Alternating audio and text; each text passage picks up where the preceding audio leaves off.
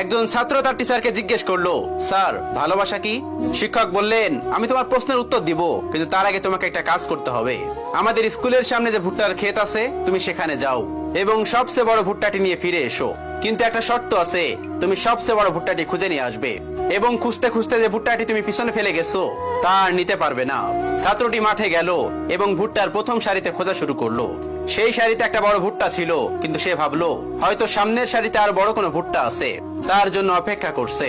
পরে যখন সে মাঠের অর্ধেকের বেশি খোঁজা শেষ করলো, তখন বুঝতে পারলো এদিকের ভুট্টাগুলো ঠিক অতটা বড় নয় যতটা সে আগেই খুঁজে পেয়েছিল। ছাত্রটি বুঝতে পারলো সবচেয়ে বড় ভুট্টাটি সে পিছনে ফেলে এসেছে এবং এজন্য তার অনুশোচনা শেষ থাকলো না। তাই সে খোঁজা বাদ দিয়ে খালি হাতে টিচারের কাছে ফিরে এলো। টিচার বলল, এটাই ভালোবাসা।